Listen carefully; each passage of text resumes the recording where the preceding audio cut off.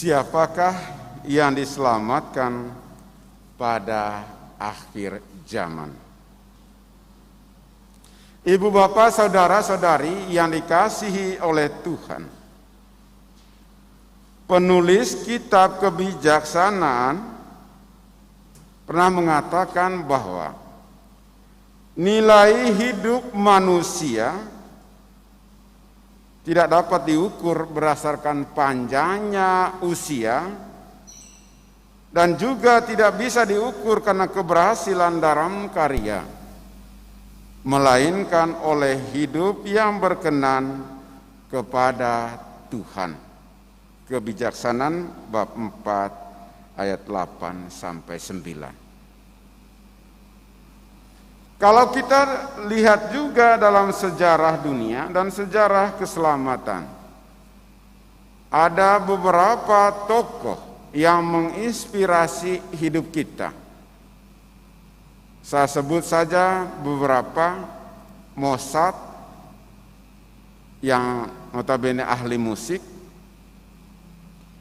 kemudian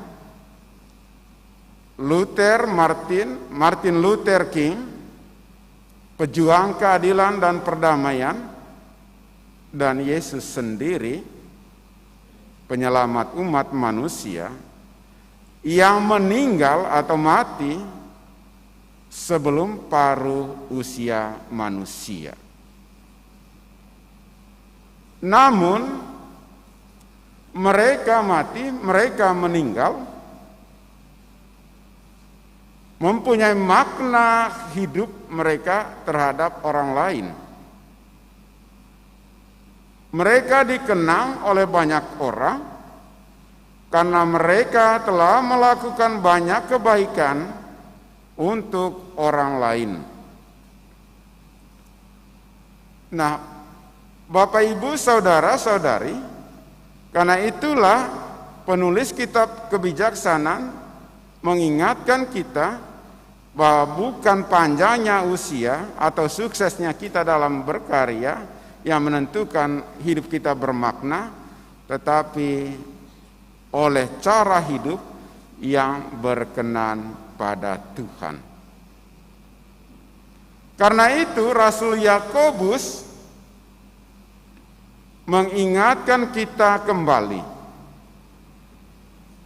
untuk menghayati iman dalam perbuatan-perbuatan kasih.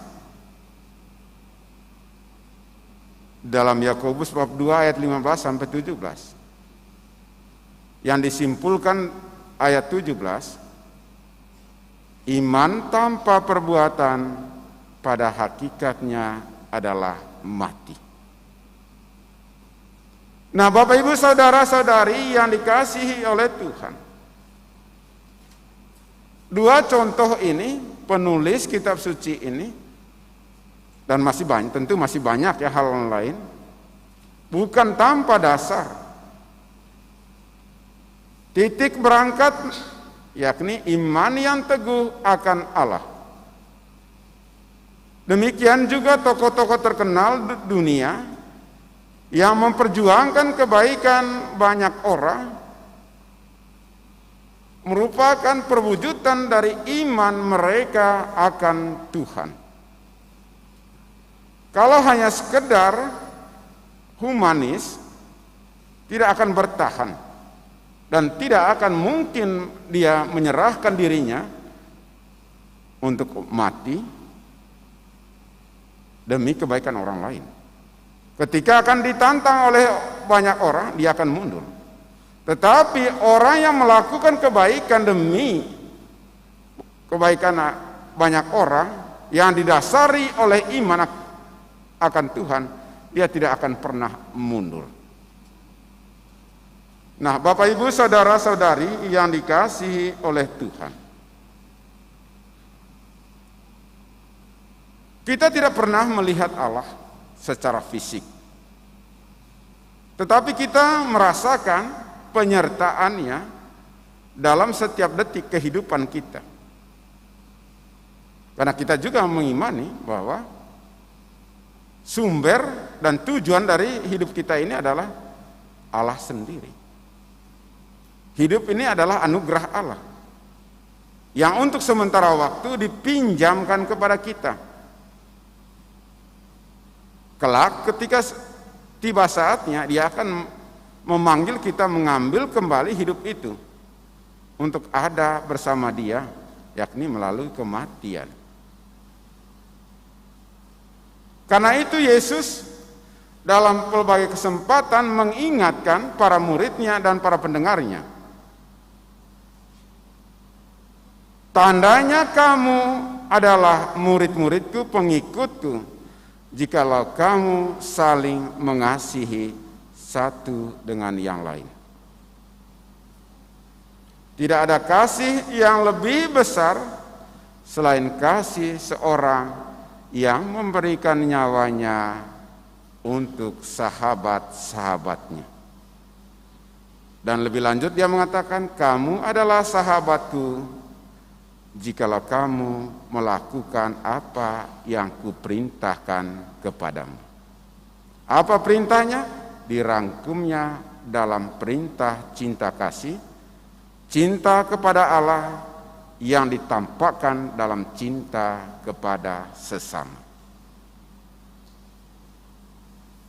Hidup dalam kasih dengan semua orang akan menyingkirkan rasa iri, rasa dendam, prasangka, benci, dan sakit hati terhadap sesama yang muncul seperti yang disuarakan oleh Paulus dalam 1 Korintus bab 13 ayat 1 sampai 13. Teristimewa ayat 4 sampai 7. Kasih itu lemah lembut, kasih itu murah hati, ia tidak cemburu dan lain-lain sebagainya.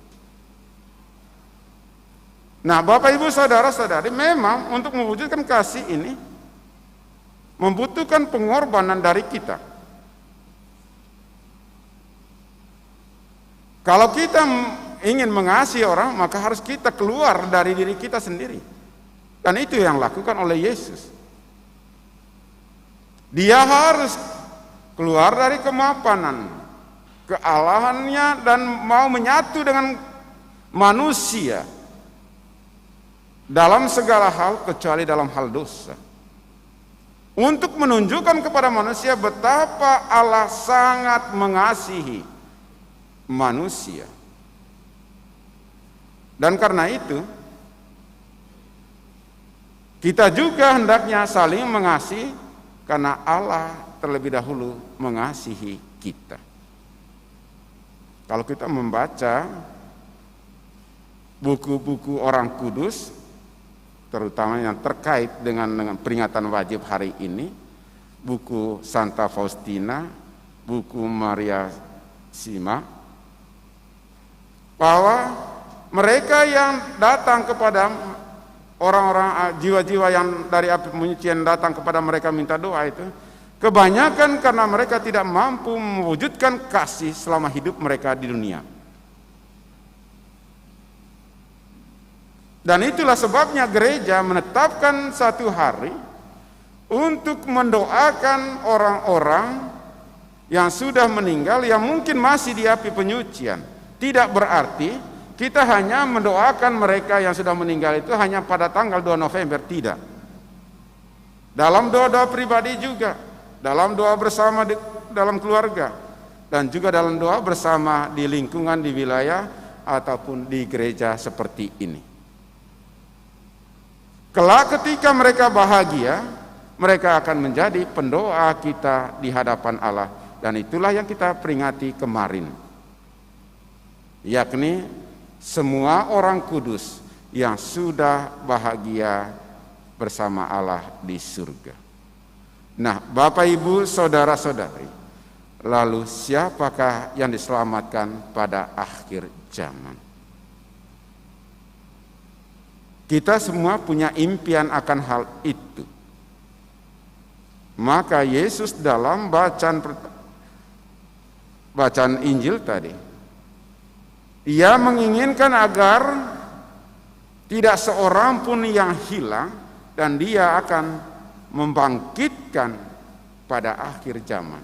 Dan untuk itu Rasul Paulus dan penulis kitab Kebijaksanaan mengatakan, yang diselamatkan pada akhir zaman adalah mereka yang tetap teguh pada iman apapun situasinya dan hidup dalam kasih dengan semua orang. Maka kebahagiaan kekal itu akan kita peroleh dan kita akan bangkit bersama Tuhan. Tuhan memberkati kita. Amin.